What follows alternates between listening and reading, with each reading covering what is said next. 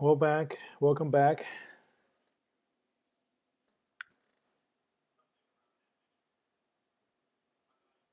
Stream is live. And so far, for the first few seconds, things look good. Hopefully I am online and you can hear me. And yeah, I am back to working on some stuff.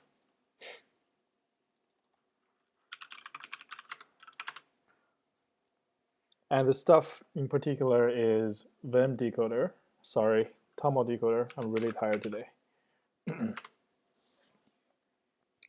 Yeah, so the last time we copied a whole bunch of stuff from the JSON decoder project, and we end up getting something that looks like it's working.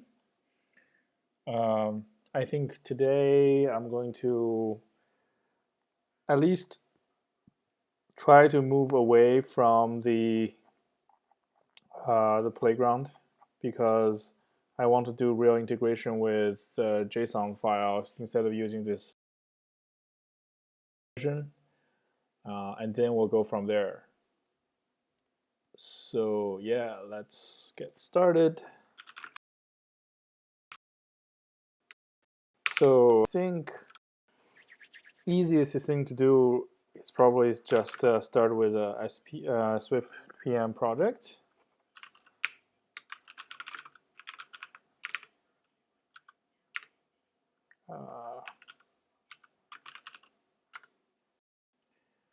Then we'll specify our dependencies. Go away.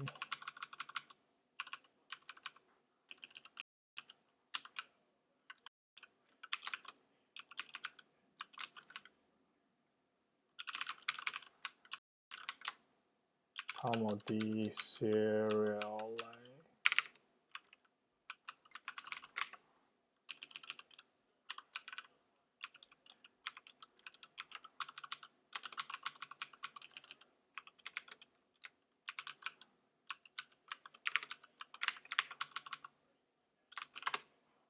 Okay, and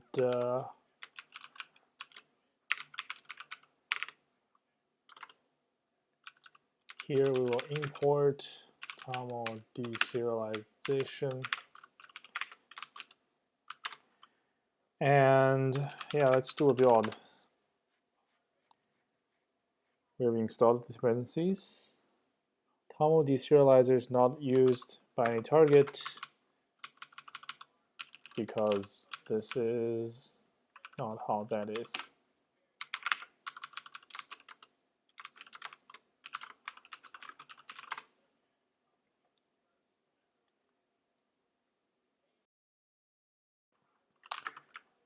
Yeah, in my head, initially I thought of this project as TOML deserialization. That's why I'm really tired, like, well, fall back on that. And it's been in my head for a while, so all right.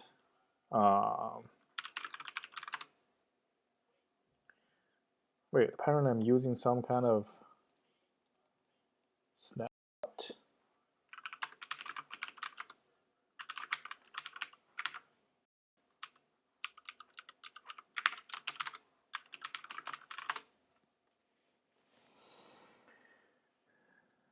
All right.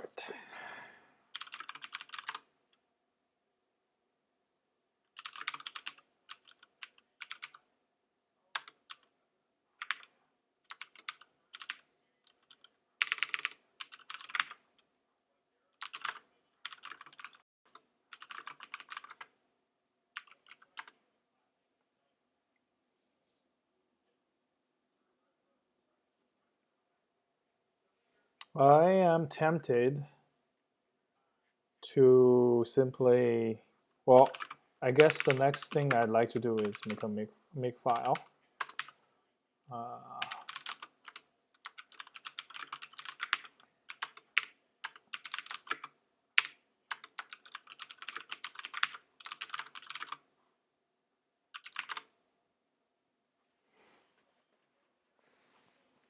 Okay, I think the this is an interesting exercise. Can I delete this? Should have done this yesterday.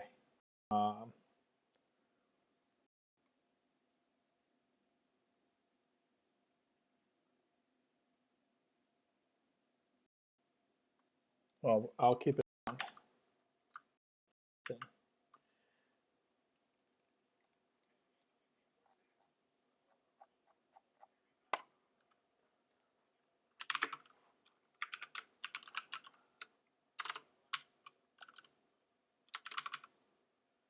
Okay, let's read in TOML.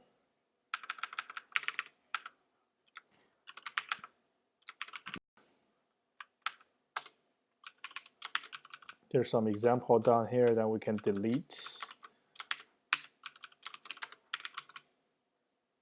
And build again.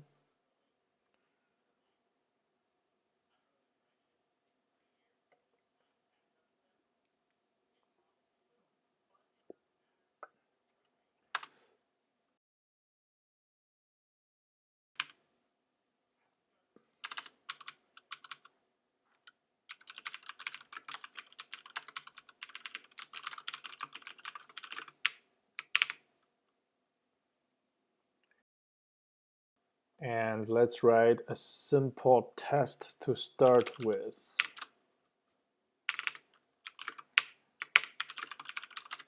Well, actually, I can start by deleting the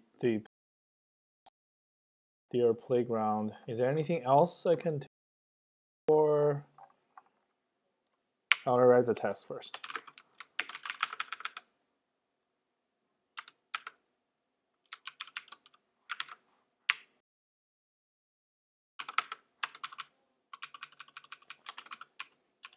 Test example. I'll keep the name.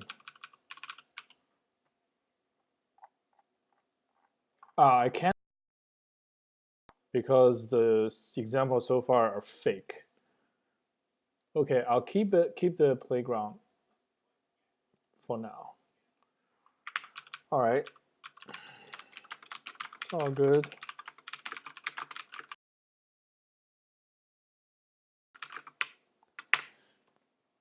Got a bunch of files, got a make file, git ignore, everything looks good. Okay.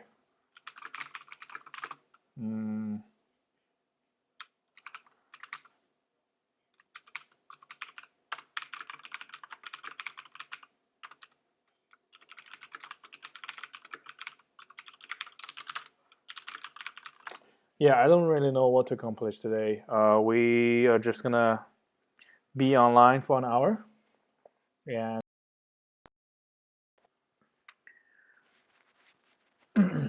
okay.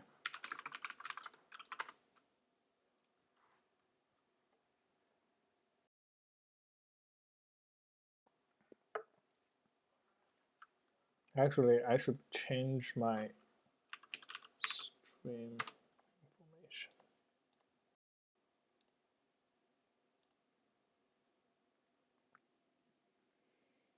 This looks good. That's already out, so everything is good. Okay.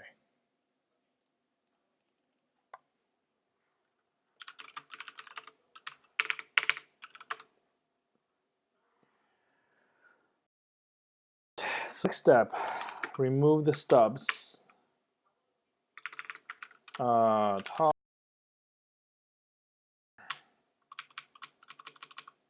Delete this guy.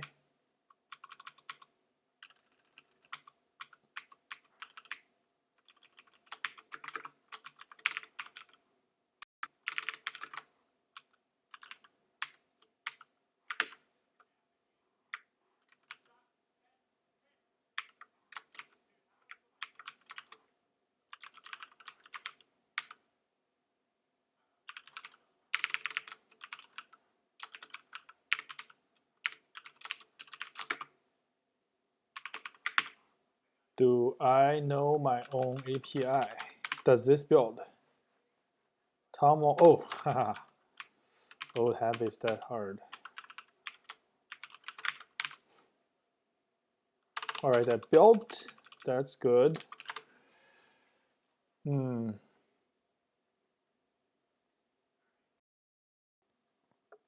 If you look at this API, there really isn't instantiated. I guess other than the fact that you may want to put some so that would be a good reason to do it. Okay. So now we're in a good place where we can start writing real tests.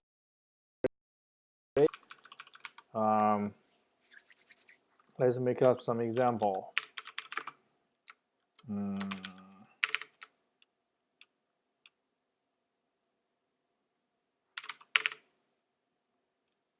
I don't know. Player has a ID, which is a string. Player has a class, which is, well, how about health, which is an integer. And let's do, I don't know.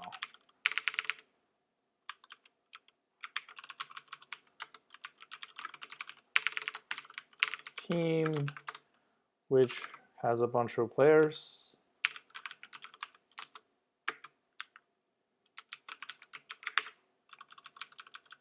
And we make all of these codable.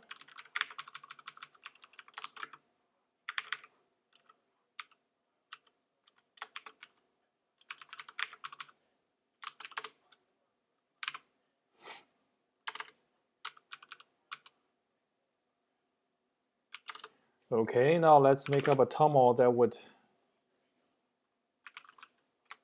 match that definition.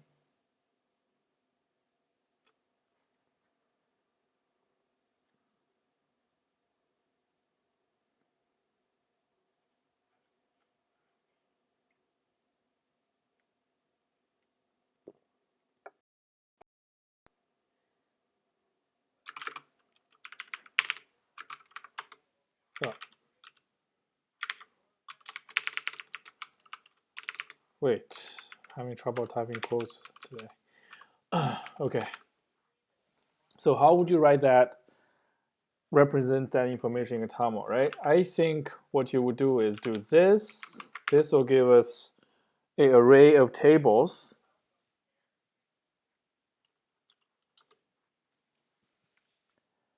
And then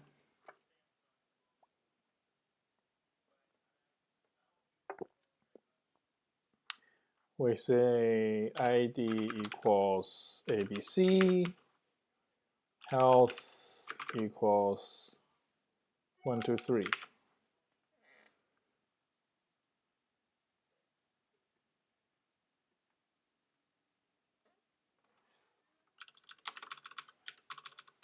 And then you can do this again, but this time it'll be CDE and 4, 5, 6, something like that. Join date.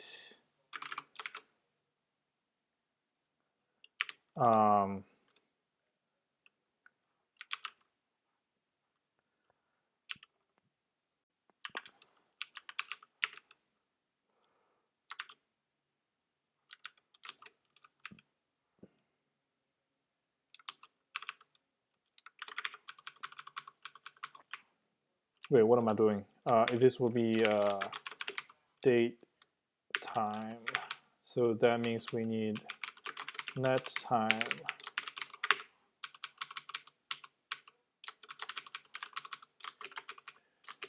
So that means we need to make net time. Or at least as part of this. Nighttime not found.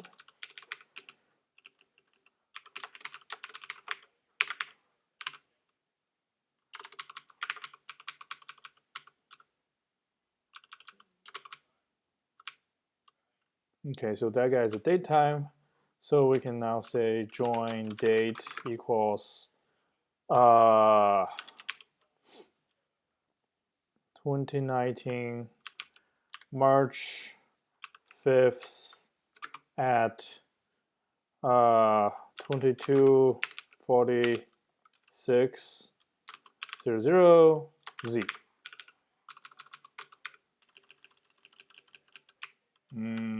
This guy joined 2 days before. Okay, so now what I like to see is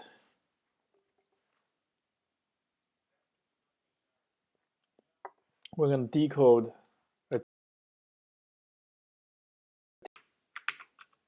First of all, is this even public? It is. So TOML decoder,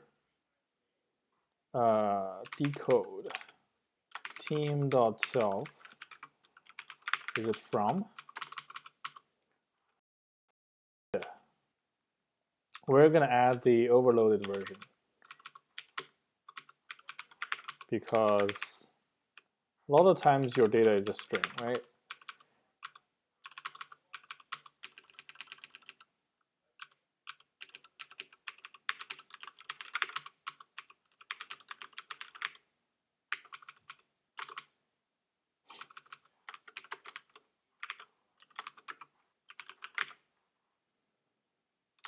Okay, so what would happen if I run test now?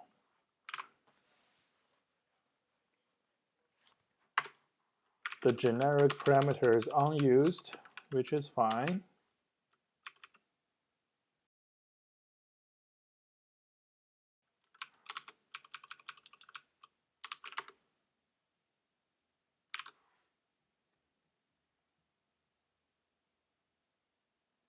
The result is unused.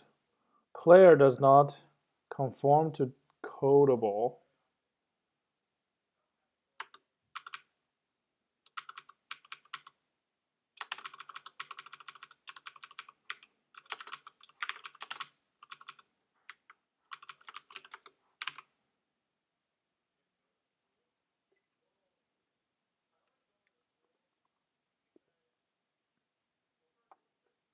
Oh, DateTime does not conform to encodable. Interesting.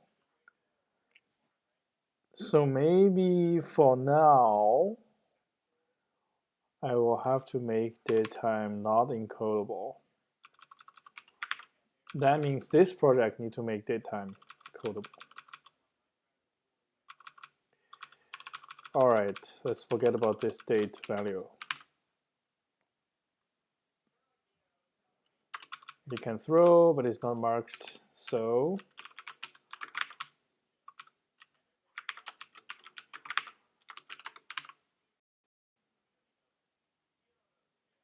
result is unused.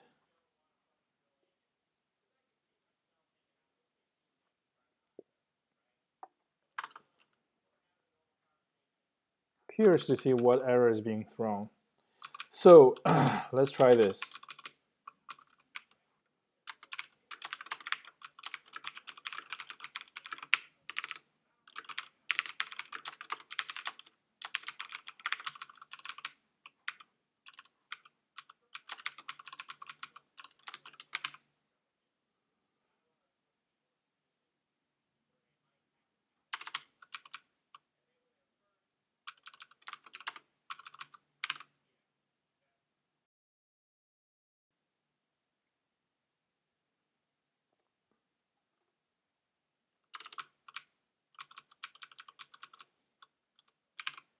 Value not found. We're looking for health. Expect int value, but for null instead. I know what's going on because right now we're in a super strict decoding mode where since TOML hardcore defined only int64 being the integer type, we need to make sure we expect that here. Oh, and that worked, right? That's pretty cool. So if I say this is the result, and I make these guys equatable,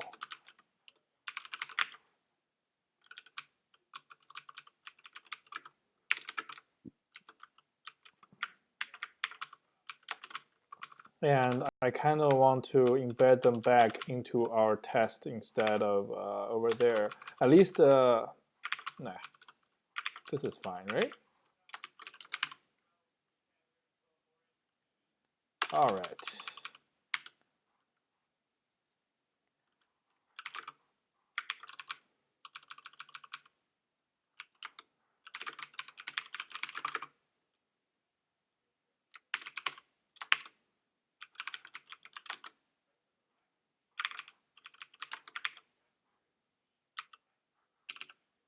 So we're gonna have two players, right?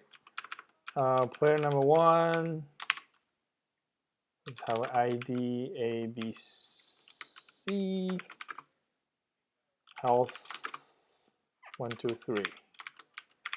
Player number two is CDE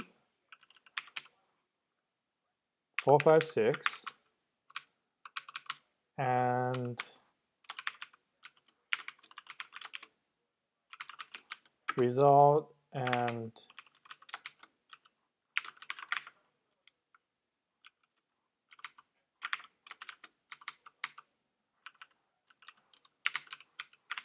expectation should equal.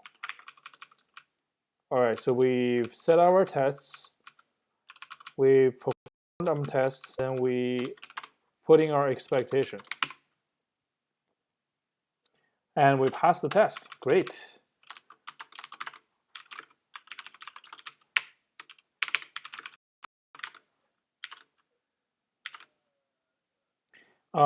Should I import NetTime as part of this patch? No. So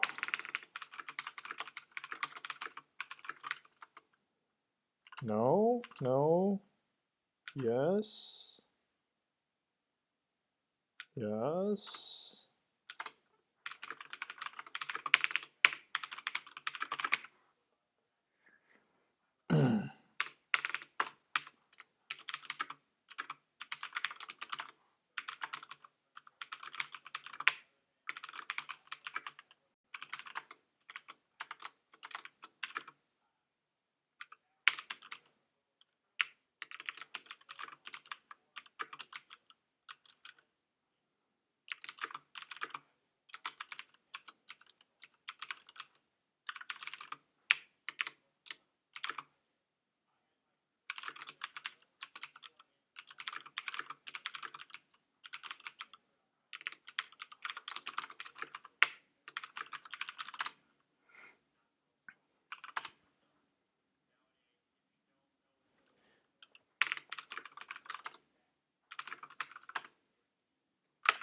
Okay, so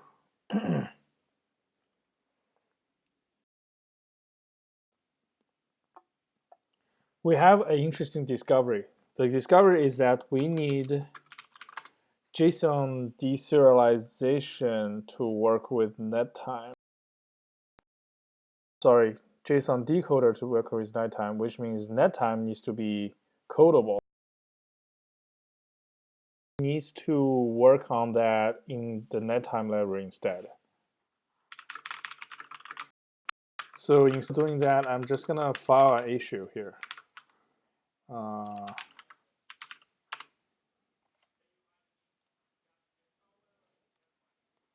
NetTime types are not codable, decodable at least. This is critical to TOML decoder.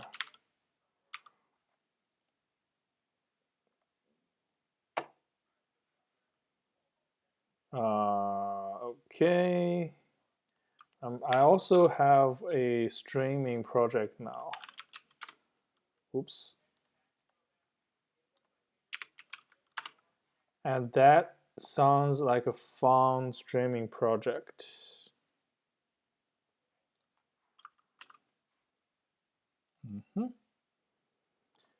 Yeah, I have a bunch of things I want to do here.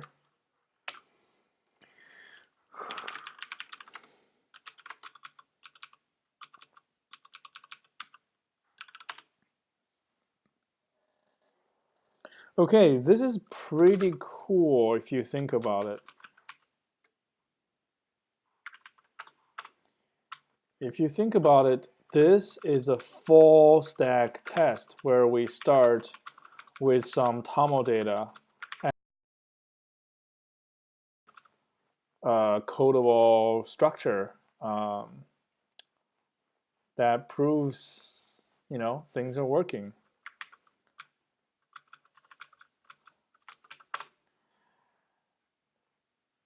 Yeah, so as expected, things, this is really not too much further than what we had from last time, where we decoded some dictionary into some structs as well. But now we only verified sort of the simple cases, the default codable conformances. We have not verified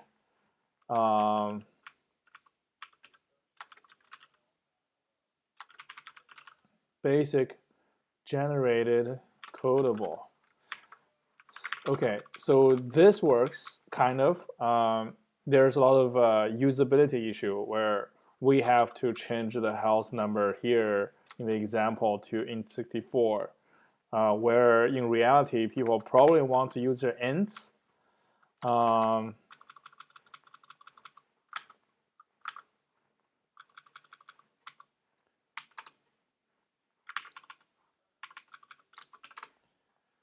The next issue is we have not verified manually conforming codables.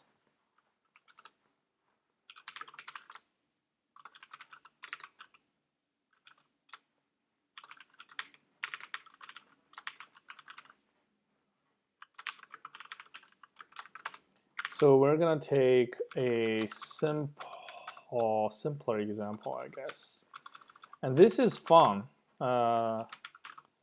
Swift package generate. I'm going to use an Excel project for this to get some autocompleting. This is fun because we get to write our manual conformance. I guess specific code.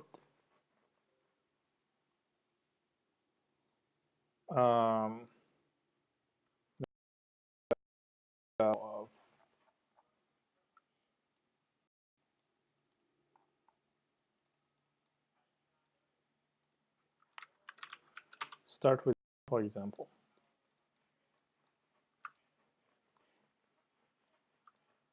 Okay.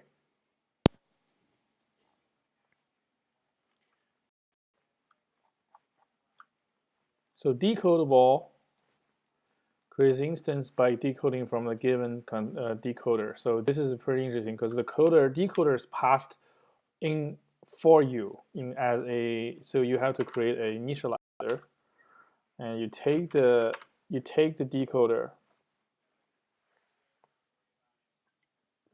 and then you have to somehow initialize all your fields from the decoder. So self.id what initialize maybe within a type. Oh, duh.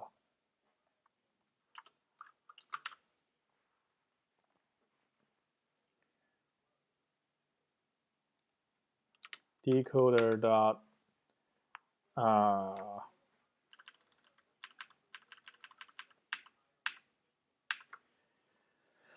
yeah, what do I do this? Keyed decoding container, keyed by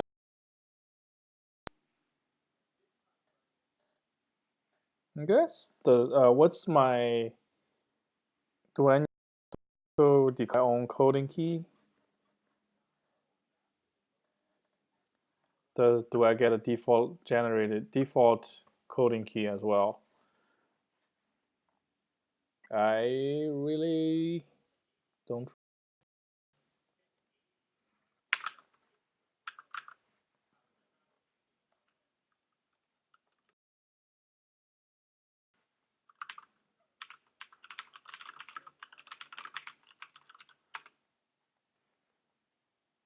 All right.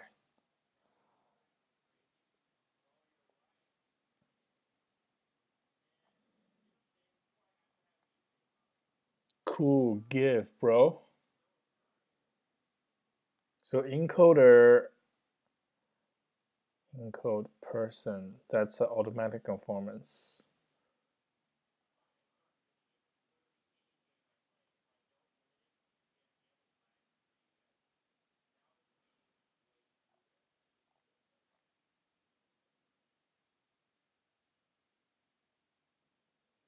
So now this guy is declaring coding keys. And we're only reading the code. You need from decoder, coding key by coding keys self. I'm thinking I don't have coding key.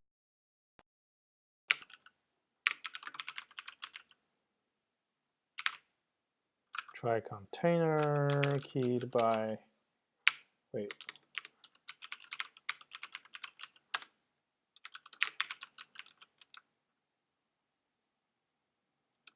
Yeah, I don't think I have coding keys, which is fine. I'll just define my own.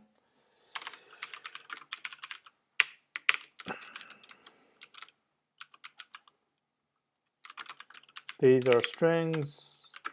These are coding keys. And they will have a ID and a, right, happy.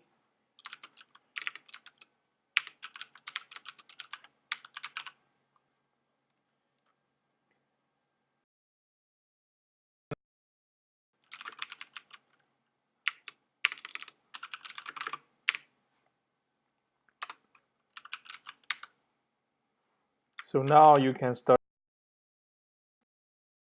So I want a string for dot ID.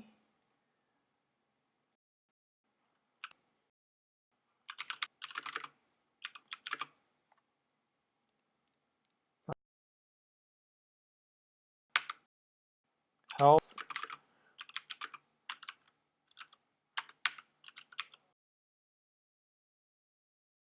Health is int 64.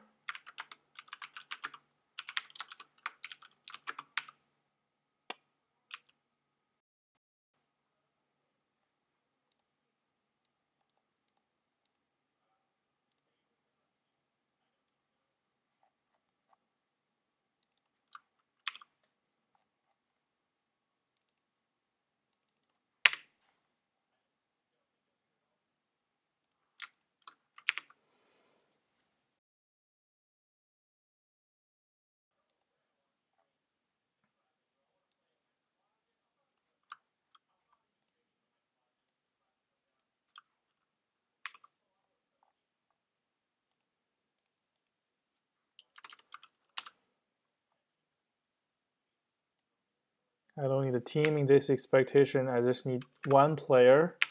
I'm gonna also need TOML file, which is no longer an array of tables.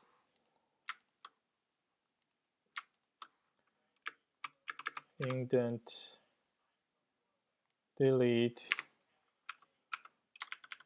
close.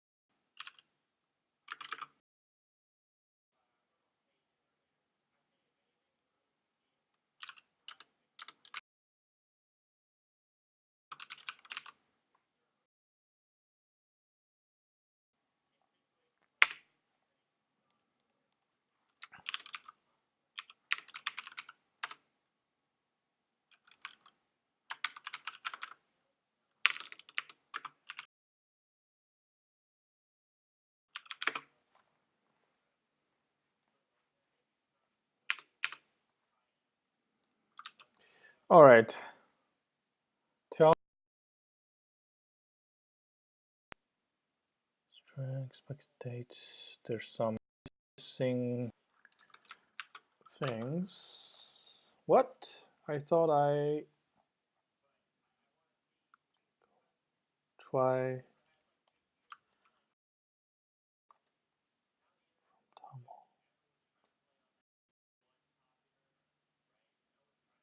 try player.self from TOML.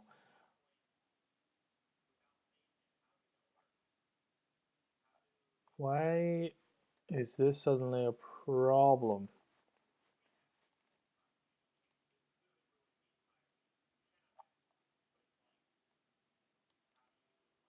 Because I literally called it here, it's fine.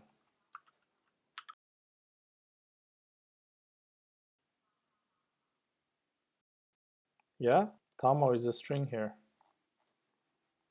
Expectation never used, that's fine. TOML is never used. That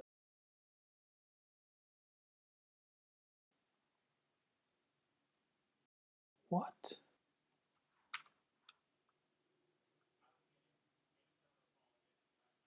Oh, JSON decoder, damn it.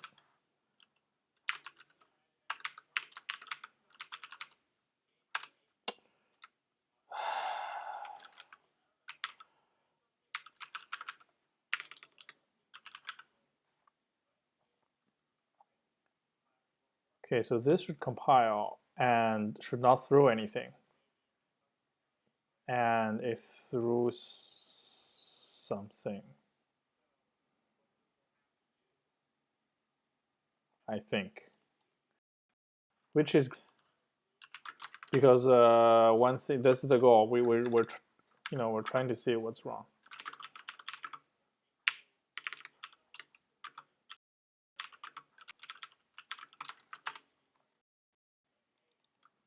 And I think I'm at the edge of editing with Xcode now. More editing requires Vim.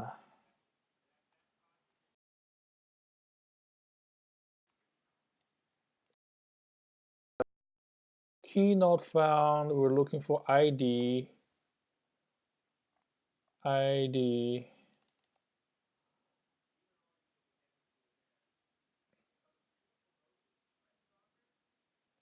Int value nil.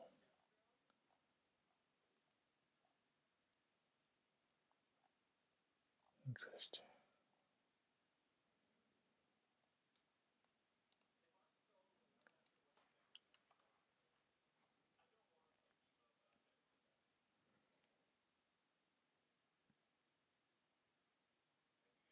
Oh, that's the key. Okay, no value associated with.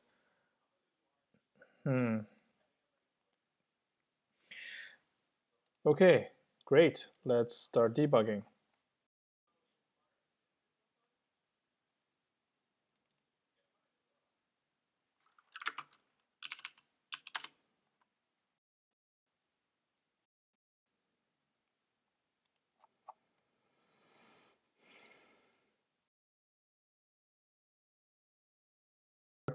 With this, right? Run this test. Now look at top level value. You should have players. Oh, what am I thinking? Yeah. The test is wrong. The test is wrong. I should get rid of this.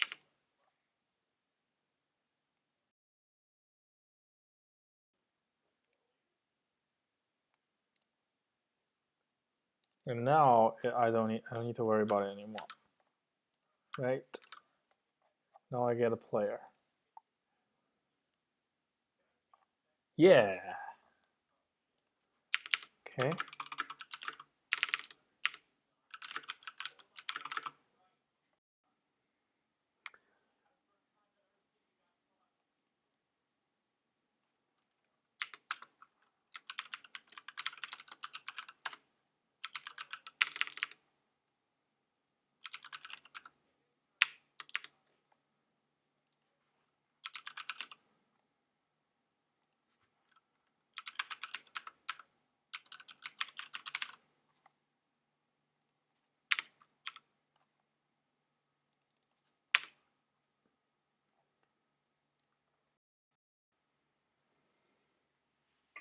Okay, that's a manually conforming decodable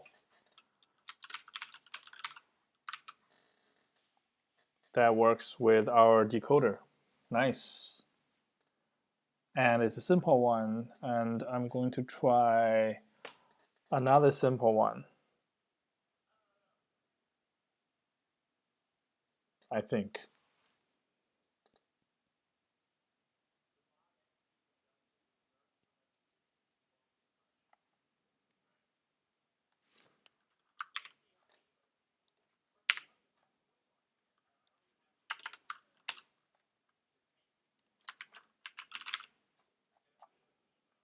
This time we're going to point this guy, actually all of this.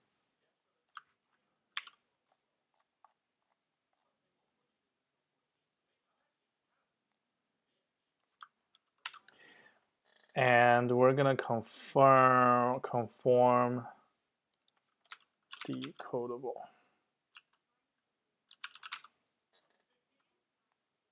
Team, okay. And we're going to do init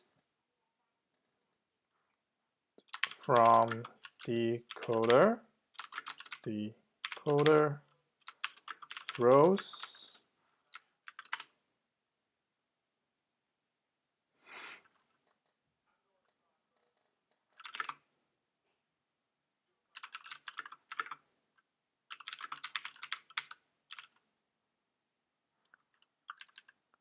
oops.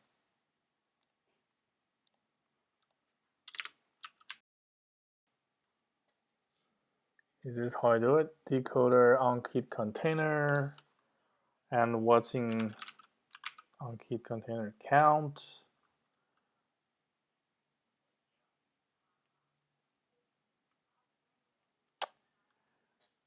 So how can I do this? Can I do like values?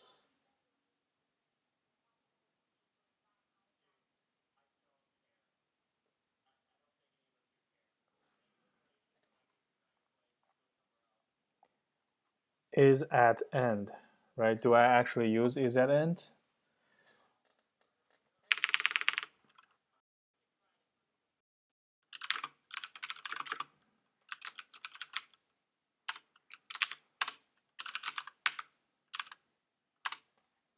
Actually, yeah, to make it simpler,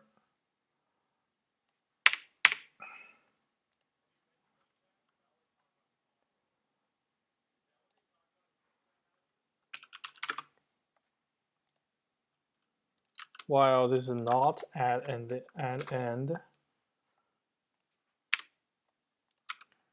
how about players append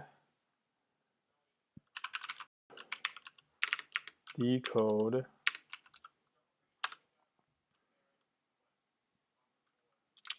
player.self.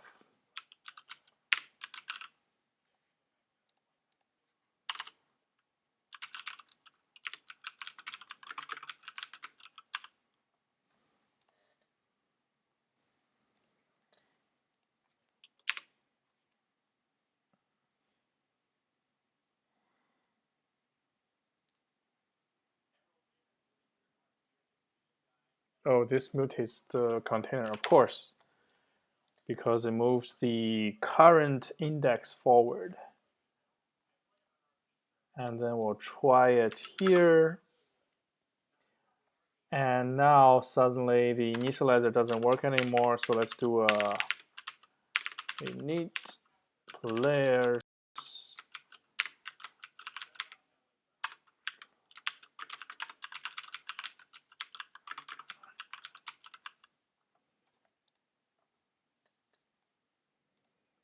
All right. Yeah.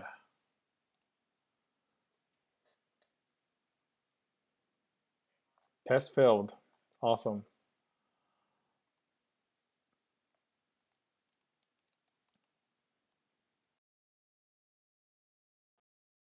Players. So data is in the right shape, I think. Can I break here?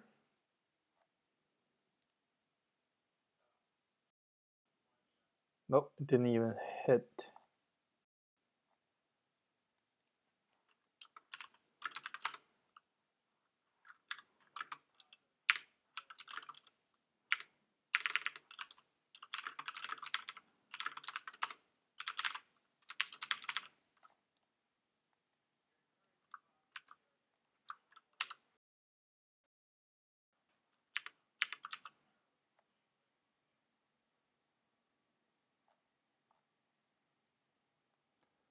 Okay, so which error did we catch? Did we throw?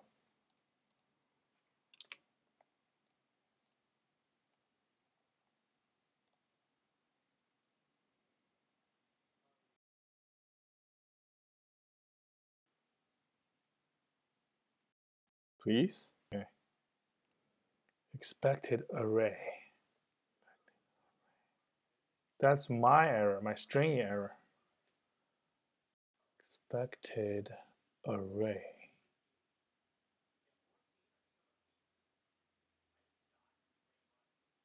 Aha, yeah.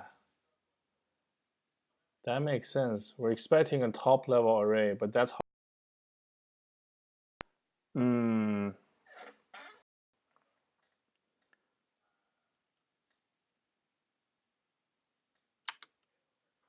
So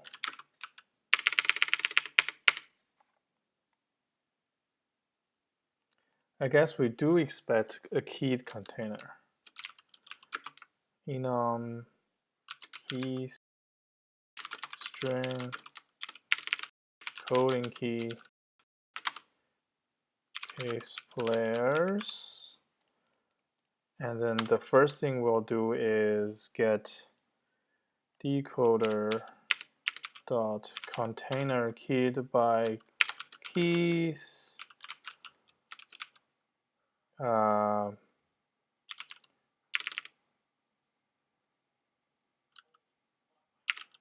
What else? What now? Container?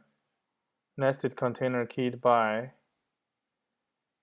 nested unkeyed container. Yeah, that's what I want. For key layers. All right, how about now? Let's make this a little nicer.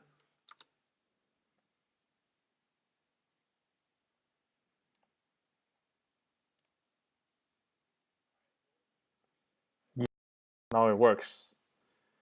Wait. Spoke too soon.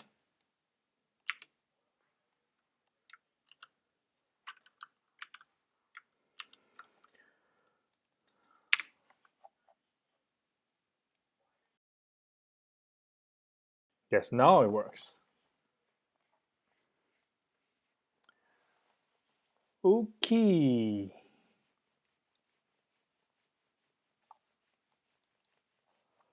So, so we've tested keyed container, and then we've tested keyed container with a nested unkeyed container. Both worked. So I guess the better test decoding container key.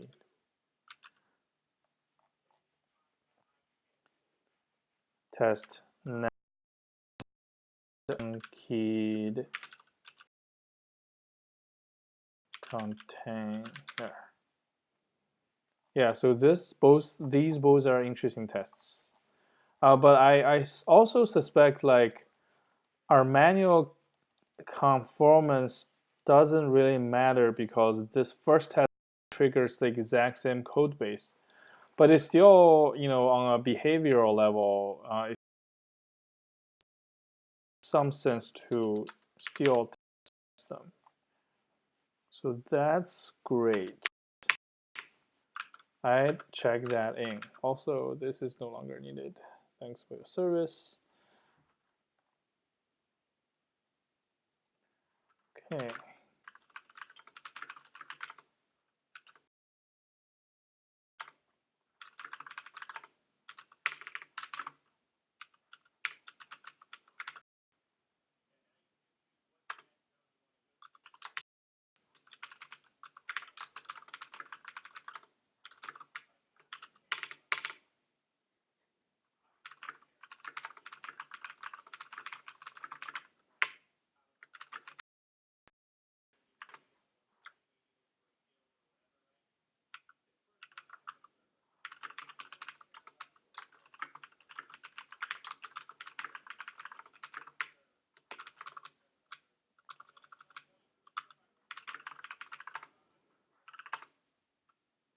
Okay, so I think now I'm ready to do this.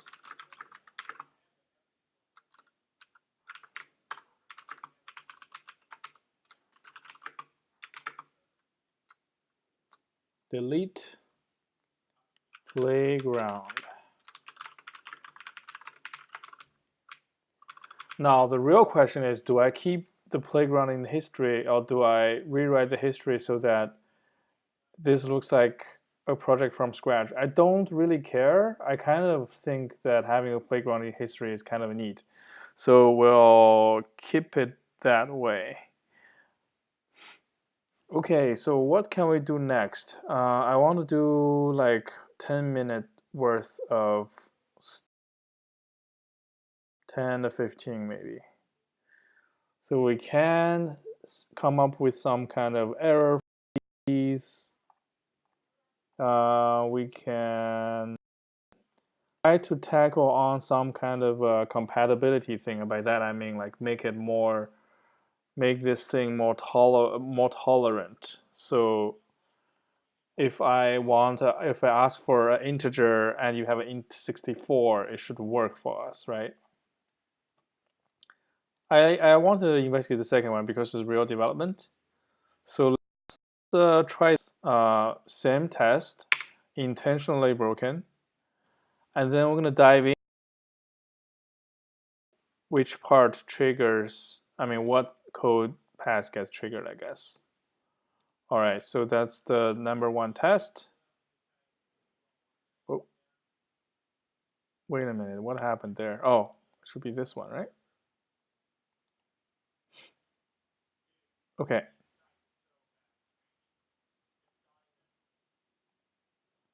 So we're here. We're going to create a decoder.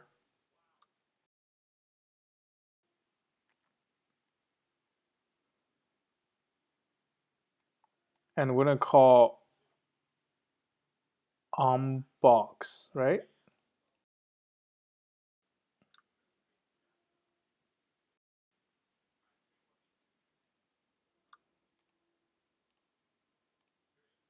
Yeah, we're going to call onBox.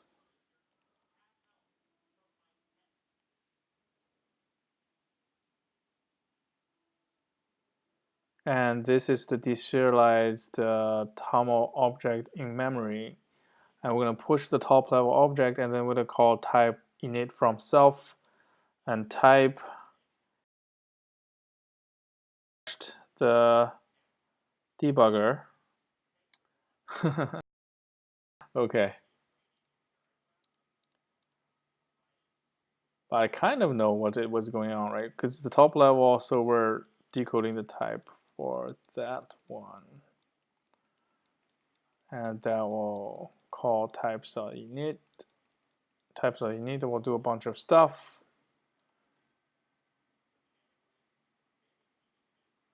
Okay, this is fine.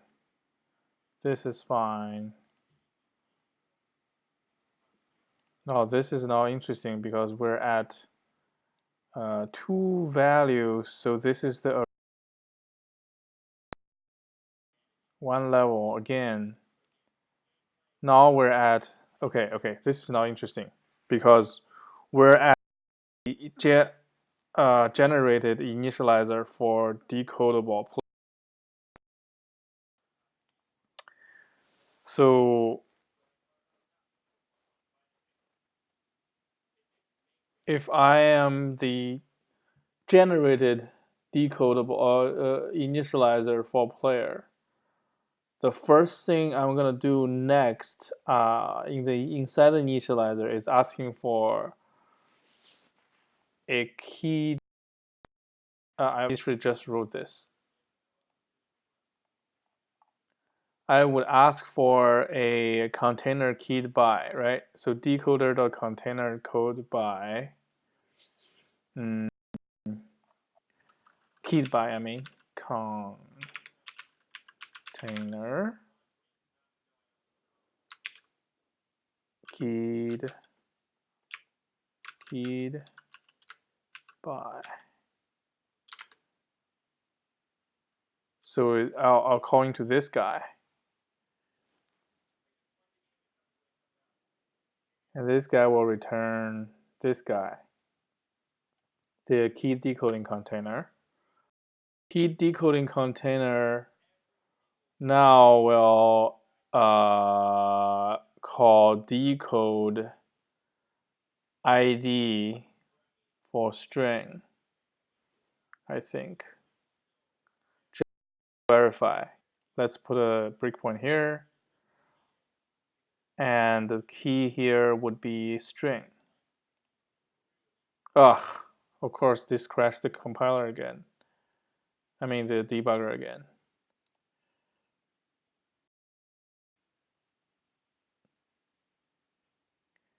All right.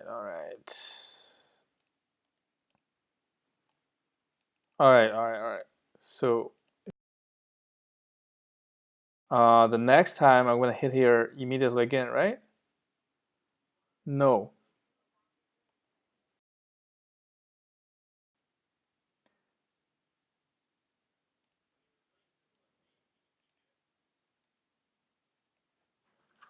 All right, let's do print.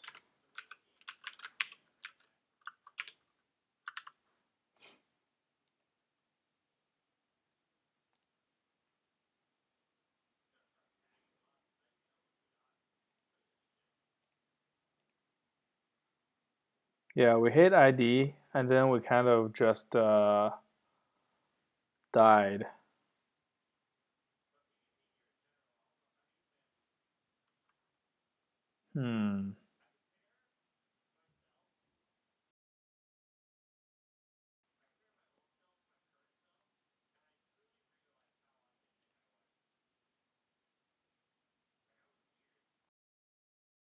Print out the value.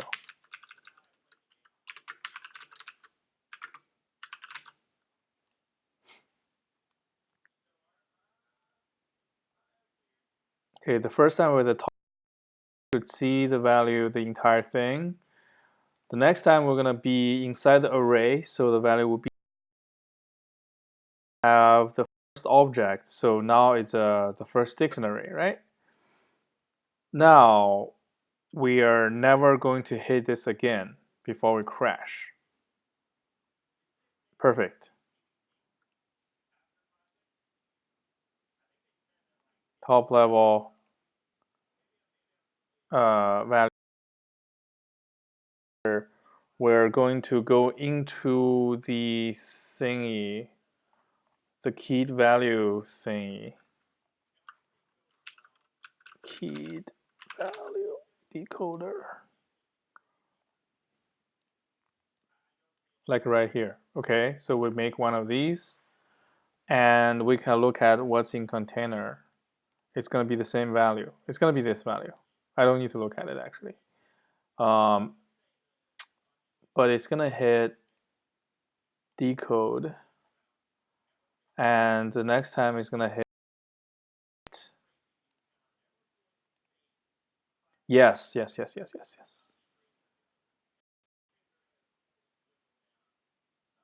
So we got the entry should exist. So we do the dance, right? And now we're going to unbox decoder unbox, and this is where we fail, I believe. Passing it as an int, and that's not great. So to fix this issue, we need to make these guys more flexible, right?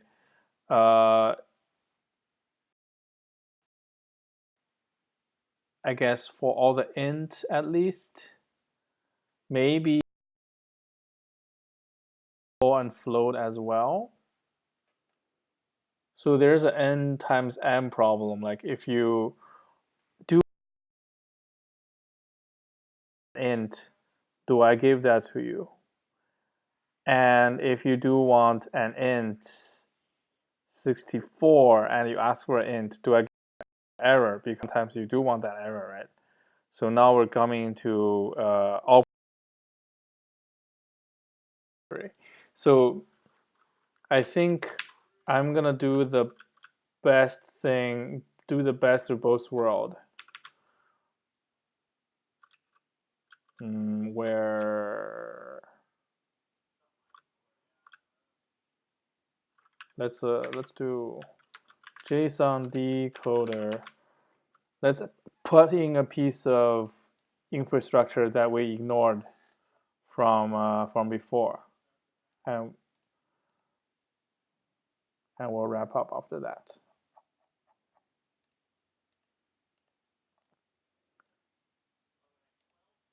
So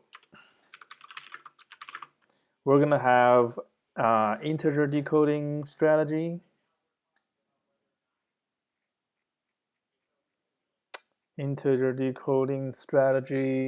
or number decoding strategy, and then we'll have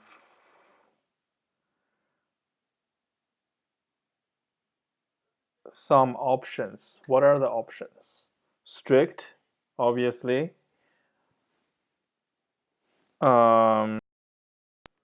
We want to be flexible. I guess strict means if you want float, we will give you error. If you want integer, int 8, int 16, unsigned int, all of them will give you error. Strict, right? Or strict TOML definition or something, or strict TOML primitive, something like that. And then the flex one will flexible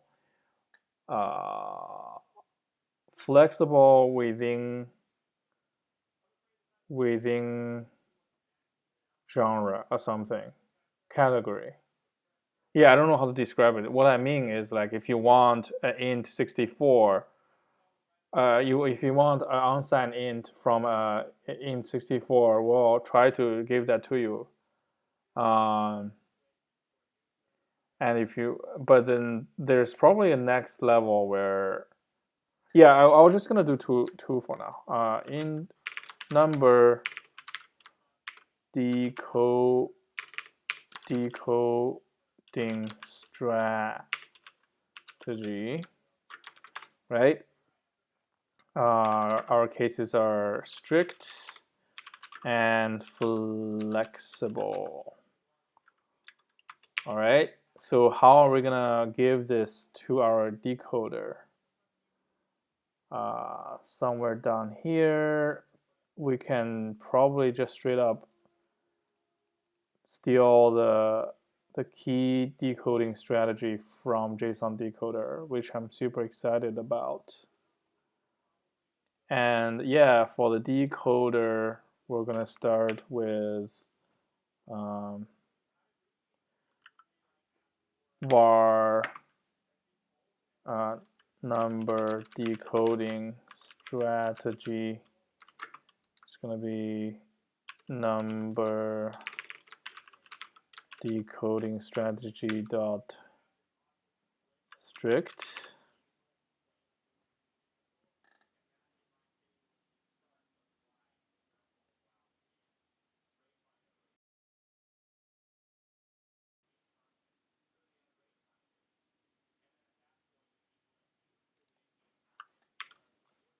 Wait, what's happening?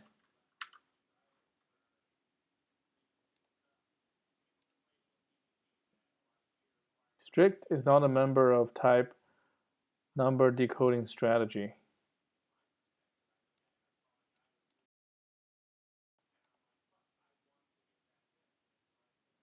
What? Oh, I meant to type equal. Okay, so we now have an option, and we probably need another thing that encapsulates this option, like this guy, I mean. File private struct, file private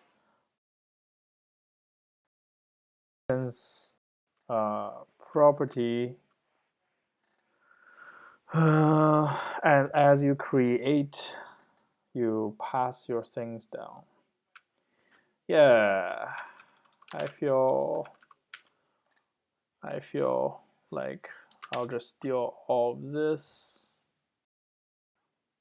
and only copy this for now. User info I'll keep, because why not? User info is a old trick from the foundation things. I mean, I'll get rid of the underscore because that's not my jam.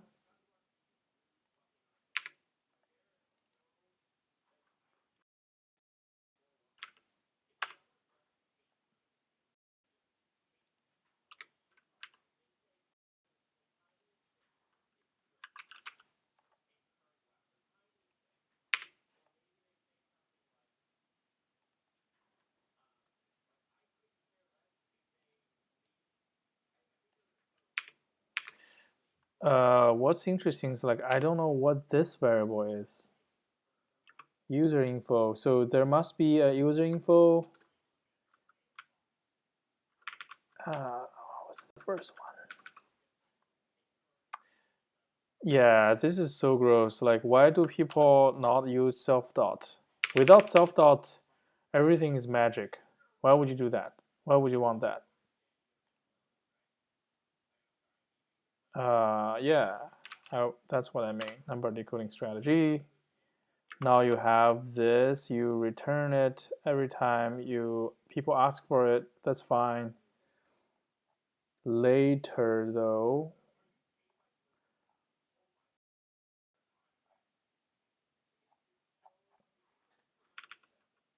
oops.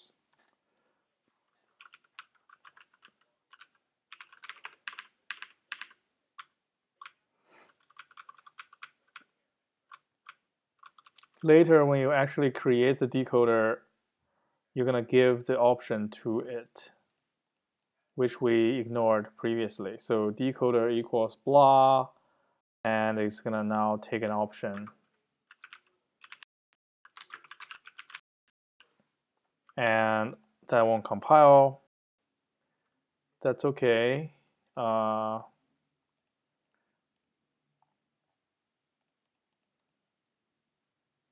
Decoder, decoder. Right here.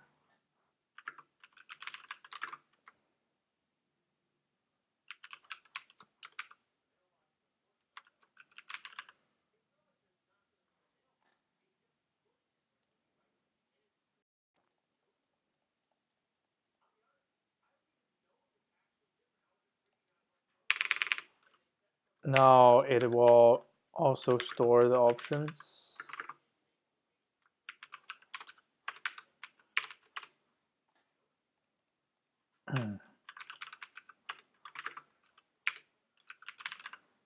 And user info now.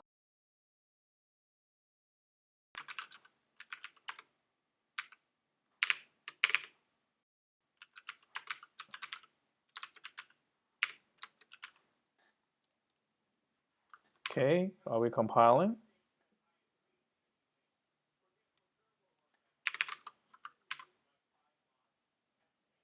Build failed.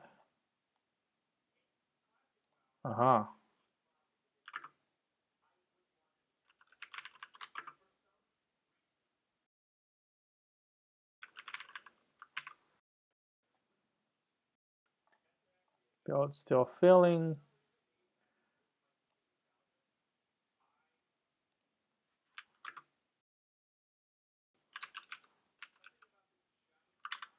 Oh, which file is this?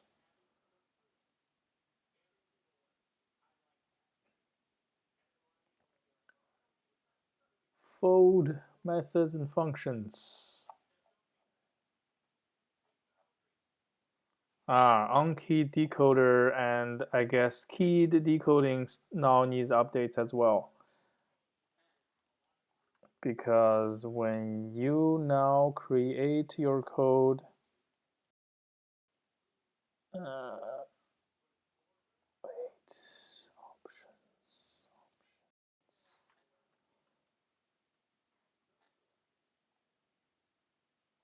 you don't explicitly code it, pass it down anymore, but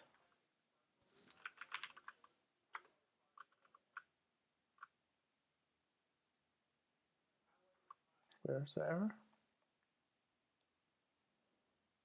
Error is in super decoder.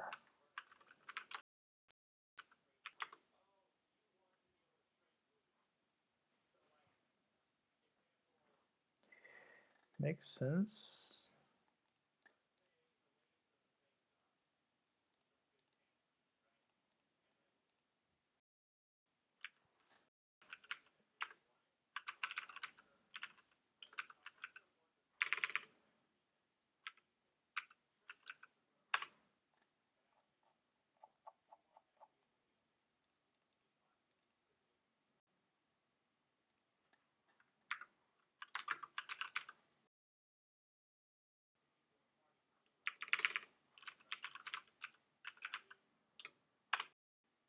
All right. Build.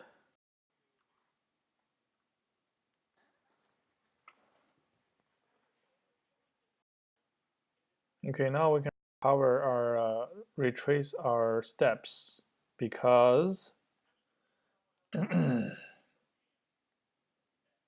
unfold everything.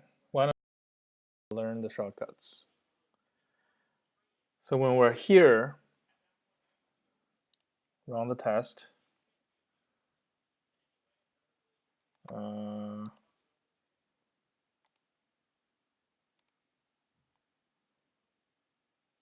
Yeah, integer, we call decoder as 1.1 unbox. Now we can choose, right? Because this is the single value decoder conformance. Actually, it's not even that, it's just the decoder itself. So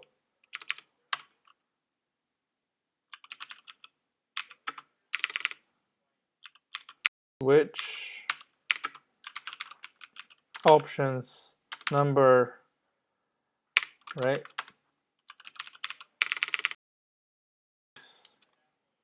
Dot strict, we do this thing. Case dot flexible, then we do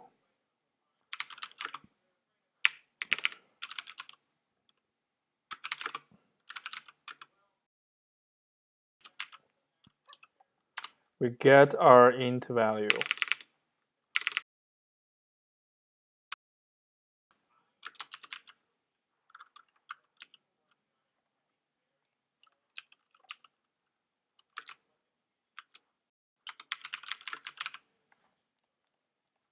And then we will return. Actually, yeah, you don't need to guard or anything. You just say return value as int 64. And you do int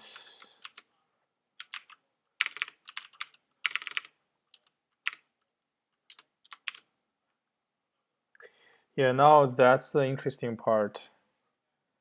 Should do clamping exactly. Yeah, exactly, right?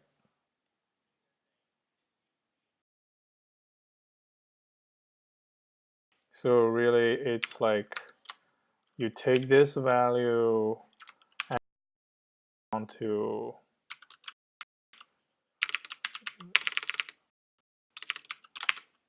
int init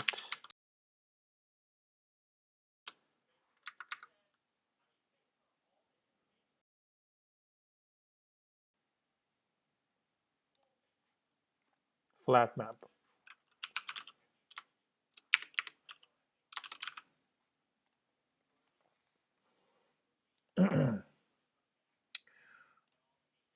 Okay, so does that fix our thingy? It does not. Let's take a look.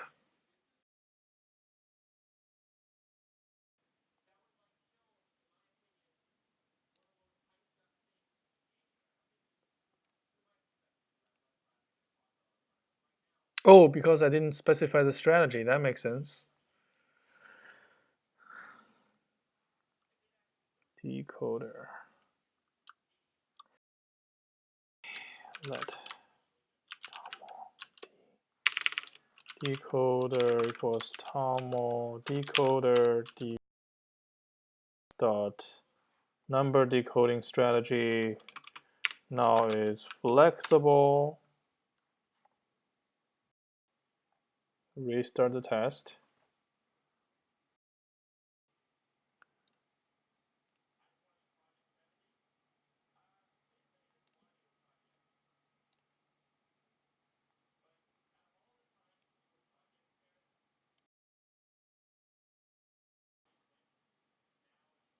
Number decoding, why is it not the right value now?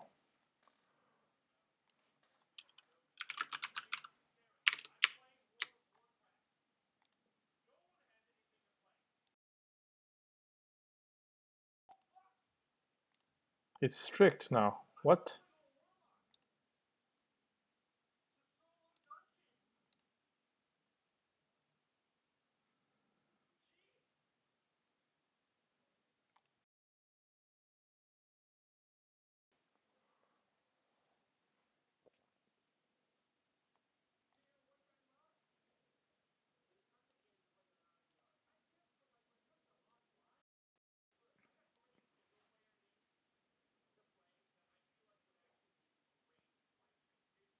Oh, I didn't use the decode. Oh, all right, all right. Told you I was.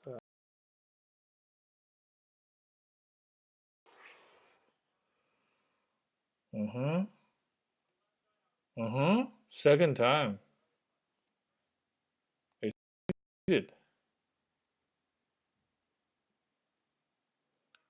That's huge. Okay. Print.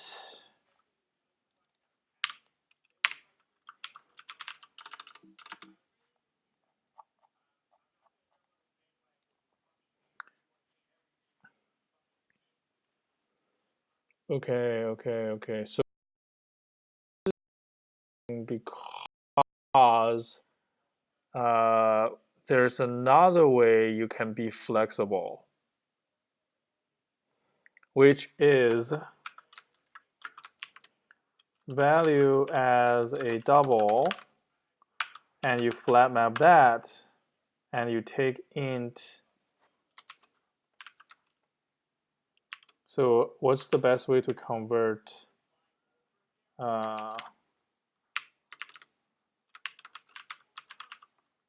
is this a good way?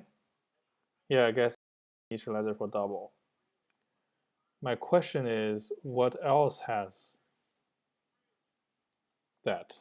Int 8, does it take double?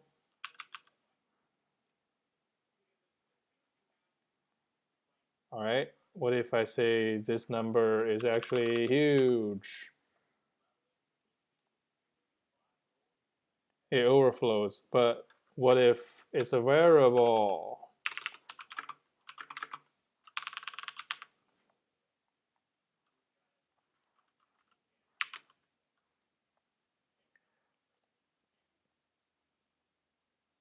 Fatal error. So is there a gentler way to do this?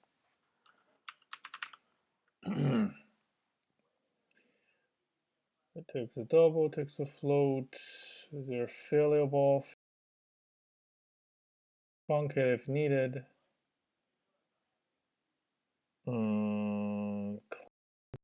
Paint. Not a binary number, right? So it's a mismatch.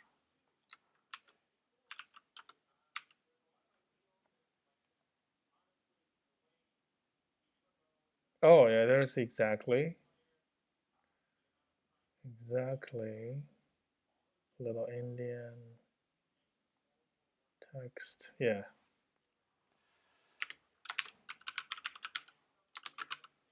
This will fail, right? But if it's a small number, it will succeed. Okay, perfect.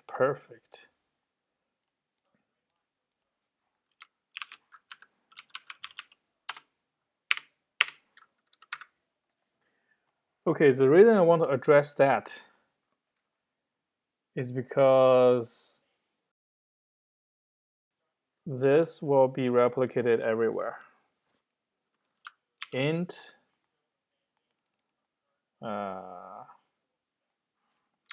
multi-cursor time, remember, right?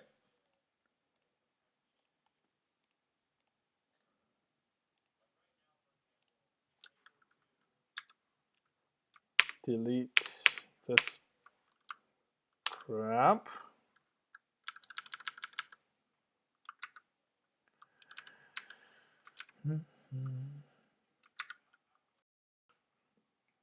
Select this word,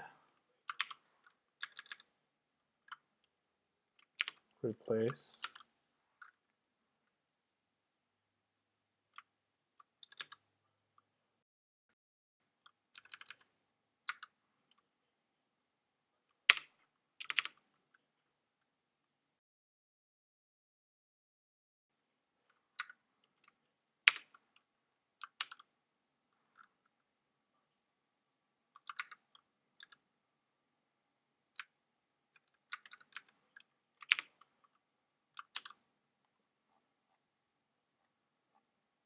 So now all the integers should follow the flexible strategy. And there's really isn't.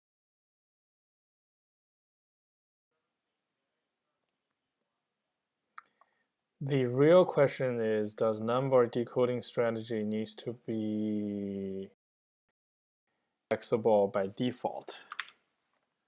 That is now an interesting question. So for a return of float instead of an int.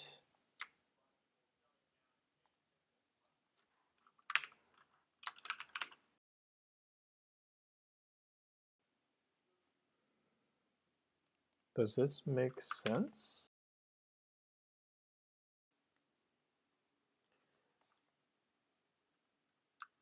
All right, so I think this will work, except I'm going to exchange the priority, because if people expected a float, most likely they will get a double. So that is slightly more efficient.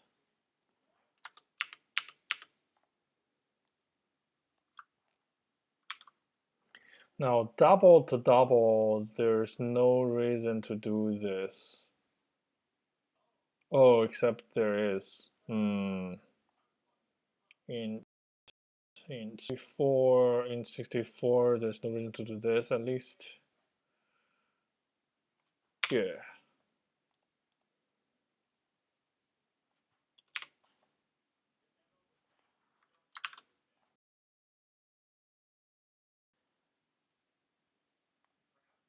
So double could be from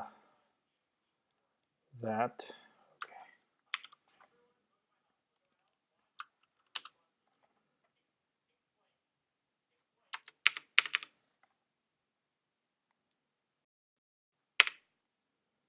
In 64, double.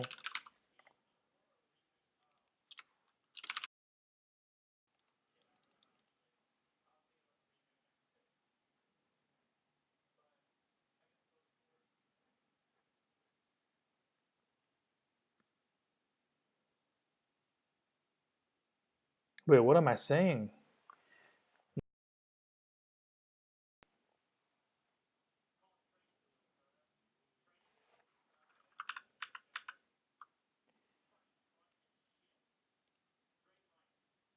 It's really should be like this.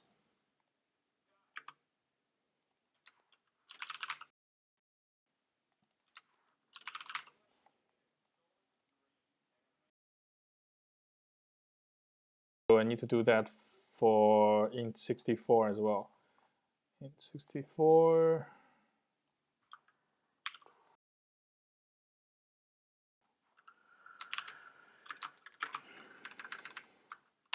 All right, everything else looks reasonable. Okay, the thing we need to do is actually duplicate this test so that it's a actual independent test from the original test. Test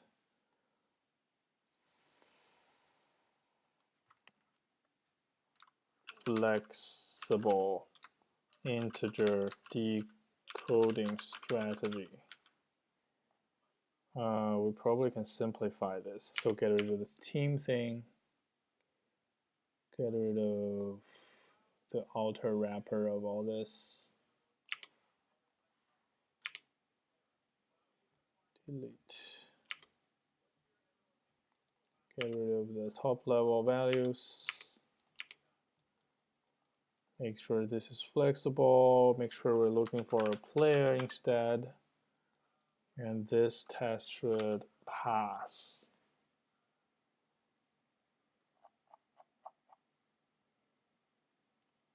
Aha, didn't redo this. Okay. All right, that's a good progress. I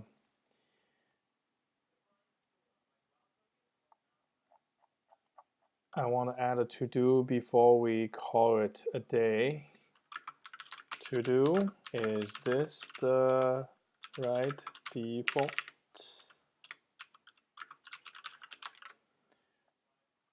We'll sleep on that. Oops.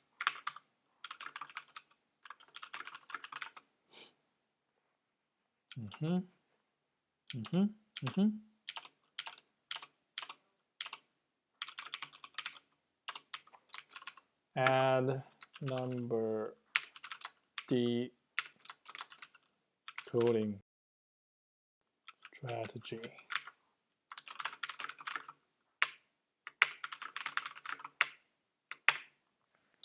I think at this point,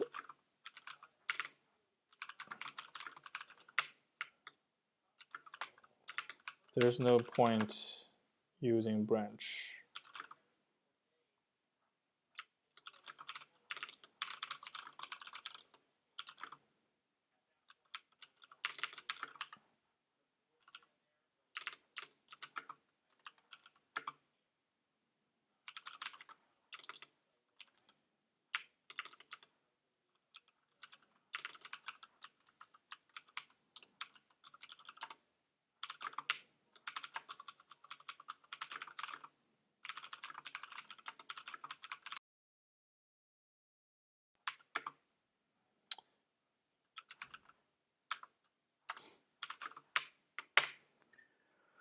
Okay, that's it for today. Thanks for watching, and have a good one.